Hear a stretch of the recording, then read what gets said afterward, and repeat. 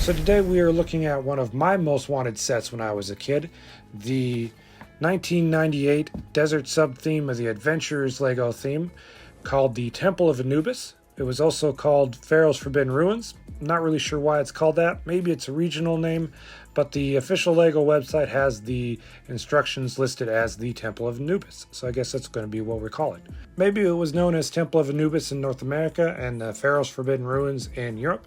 I'm not really sure. I do have some old Shop at Home catalogs that probably have the name in it, but unfortunately I've just buried them to something that's not really easy to get to, so I can't check there. So if you've got an old Shop at Home catalog from either North America or Europe and could tell me what the name is, then I'd love to hear it. So please leave a comment down below. Until then, we're going to look at Lego's answer to not being able to own Indiana Jones until they could own the Indiana Jones theme, and dig into the Temple of Anubis.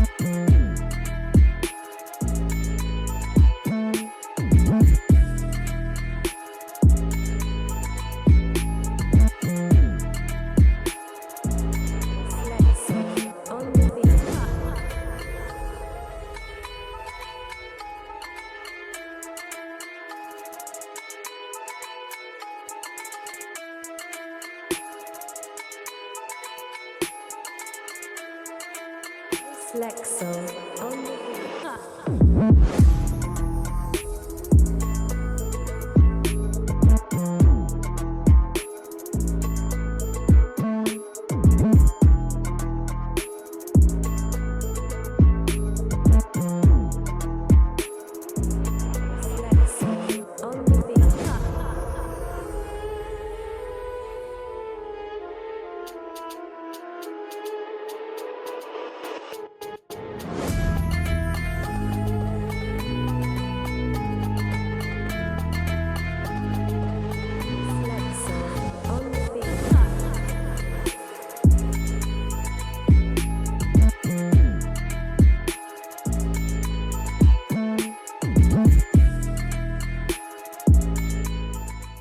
And there we have the temple. And I have to say right away, I didn't realize I had the wrong base plates until I started building the set and started working on the video. Unfortunately, I can't remember if when I bought this set used off of Goodwill, if it had the original plates, or if they're buried in one of the bins that I brought back home from North Dakota when I moved all my collection down here. I didn't really have a way to check, and I didn't want to wait around for some replacements, so I decided to use these plates that I happen to have, even if they are the wrong color tan, and decided just to go for it because, honestly, this set holds a lot of nostalgia for me, and I really love it. It's a great, fun little set with a bunch of like printed pieces, bunch of minifigures. You get balloon, a car, couple of bad guys with Sam Sinister and Baron Von Baron. Comes with Johnny Thunder, Dr. Lightning, Gail Storm, Harry Caine. You get all the main people from the line. So it was the one that I wanted to have the most when I was a kid, just because I loved this sub-theme. One of my first sets was from this sub-theme, the little set called Scorpion Tracker. So since then, it's been my favorite theme. I love the adventures, the characters, the knockoff Indiana Jones feel to it. So let's take a look at the set. Vehicle-wise, you get two. You get this nifty little car that can hold a couple crates in the back with a bunch of your shovels, pickaxes, even some weapons, since I think this is considered the bad guy's vehicle. And then for the adventurers, they get this fun little balloon. I like both these vehicles because they don't feel like they were just tacked on to bulk up the price like a lot of today's builds that feature like an added little car or speeder bike in like the Star Wars cases. These have enough detail and use that they are exciting additions to have and make the set even more fun and add to the playability. Now, as far as the buildings go, they come in two different sections. Let's talk about the main one here, the tomb, I guess. The front of it looks great. I love the dog face that's built into the entrance. The printed pieces for the walls are excellent. I love the sarcophagus lid at the top, also a lot of fun. I'm also a fan of these older palm trees. It was kind of nice that they give a little bit more movement and they just still look like palm trees, unlike I think they do more brick built ones or when they did solid leaves for like the jungle theme. These ones you can move, they come in multiple pieces, so you can pose it all over the place. It just gave you more options, you know? Now the inside does leave you a little bit to be desired. As you can see, there's honestly not much to it. You get a treasure chest on the second floor that's got some gold in it. You get a couple of booby traps. The trapdoor one works just fine. This one that is supposed to drop these rocks and also knock this axe down to chop anybody who tries to run from the rocks doesn't work too great. See, sometimes the rocks will get stuck like they did now, and then you end up just tossing a bunch of rocks onto the sarcophagus, and then it never falls enough to make the axe fall. I've tweaked with it a couple times just to see if maybe it was the build that I messed up, but could never get it to do just the right kind of falling. The insides are also kind of bare. There's nothing back here behind this. There's like a little room with the Pharaoh sarcophagus in it, and that's really it. It's just, yeah, it's kind of bare for the inside. Obviously, all the detail is in the front, and the front really looks great. The back, not so much. There is lots of room for you to place figures. There's no shortage of flooring. So at least you're not working with just like 4 studs, which seems to be like a lot of the big play sets do these days with Legos. The other part of this build is this back section where you can find the ruby that everybody's after. It is pretty basic, some pillars, some walls. You do get a couple of nice crocodiles and a play feature that works surprisingly very well. When you spin this wall and make the skeleton go away, that ruby jumps up into there and you can spin it further and make it disappear. It works great with these two magnets. They're surprisingly strong. It works every time. And in comparison to the axe and the rocks falling, where that feature doesn't really work, this one works great. It kind of balances out the two. You get also a couple of brick-built Anubis statues that are really cool looking, and another great built palm trees, some bushes. All in all, it's a nice little back that works well with the front of the temple and makes up for the lack of detail inside of the temple with this back area. So I was extraordinarily lucky to find this set at Goodwill. It was missing a handful of pieces, maybe the base plates, like I said, I don't really remember, but it had the instructions, and I think it had the box, which I seem to have misplaced. It may have been thrown out accidentally when I moved, so that's kind of a bummer, because these old instructions in the box were pretty cool. The boxes featured a flap that you could lift up, so you could kind of see some of these standout pieces and the minifigures in the set. There's also some details in like that top panel. So that's something I do kind of miss from the newer sets these days.